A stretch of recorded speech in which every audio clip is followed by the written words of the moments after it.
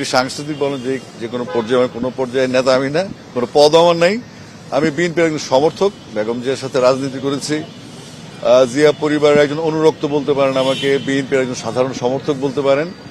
আমি একজন diehard BNP fan এবং শোক বইতে স্বাক্ষর করতে এসেছি। বেসিক্যালি আমি সঙ্গীত শিল্পী হিসেবে এখানে, এবং ওনার সাথে আমার যে মেমোরিজগুলো আছে দীর্ঘদিনের আন্দোলন সংগ্রাম কিংবা সভা সমিতির বিভিন্ন পর্যায়ে ওনার সাথে আমার সফর করার সুযোগ হয়েছে। ওনার আদেশ নির্দেশ স্নেহ অনেক কিছু ছিল, তো সেগুলি লিখলাম, একটু হালকা হলাম, এই আর কিছু না।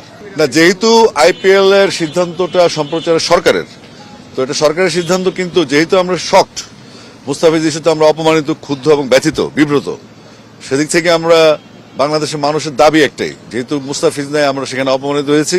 আইপিএল সম্প্রচার চলতে পারে না, এবং আমি যতটুকু পাবলিক পালস পড়েছি, এখন তো আসলে নতুন প্রজন্ম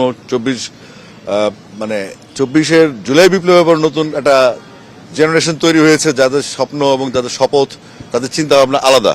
তো তাদের পালসটা আমাদেরকে ধরতে হবে যে নতুন প্রজন্ম কি ভাবছে। তো সেই হিসেবে তারা দেশের আত্মসম্মান, দেশের মানুষের সম্মান, দেশের খেলোয়াড়দের সম্মান নিয়ে খুব সেন্সিটিভ। দেশের স্বাধীনতা, সার্বভৌমত্ব, মানচিত্র সবকিছু তারা খুব সেন্সিটিভ। তো তাদের চিন্তা মাথায় রাখতে হবে আমাদের, এবং সাধারণ দেশবাসী যারা আছেন তাদের আশা আকাঙ্ক্ষার প্রতিফলন হচ্ছে আজকের এই আইপিএল এর সম্প্রচার বয়কট করা, এবং এটার সাথে আমার সমর্থন আছে। দেখেন, আমার সাথে বেগম খালেদা জিয়া তিনি যখন 7 নভেম্বর 2024 সালে এবং 2017 সালে তিনি যখন অন্তরীণ হন, তখন ওনার 2 দিন আগে আমি এখানে আসছিলাম। এখানে আসার পরে আমি ম্যাডামের সাথে তখন হাতে কোনো 2-1 লোক দেখা করেছে তখন। তো আমি ম্যাডামের সাথে প্রায় সেদিন 10 মিনিট কথা বলেছি। তো তিনি আমাকে বলেছে, আমি জিজ্ঞেস করলাম এখন এই অবস্থা দেশে কি করব।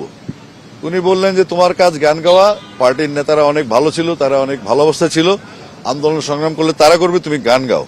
তো ম্যাডামের ওই নির্দেশটা আমি মানছি, এবং 2024 সালের 7 নভেম্বর যে ফোন কলটা আমাকে তিনি আরেকজন আমাকে ডিরেক্ট ফোন দেন নাই, আর একটা লিঙ্কে ফোন দিয়ে বলেছেন, যেহেতু আমি মাঝখানে জেলে ছিলাম, ম্যাডামও তখন জেলে ছিলেন, তো ডাক্তারদের মাধ্যমে তিনি আমার খবর নিতেন, আমিও ডাক্তারদের মাধ্যমে ওনার খবর পেতাম। আমি ছিলাম কেরানীগঞ্জ, উনি ছিলেন বক্সিবাজারে।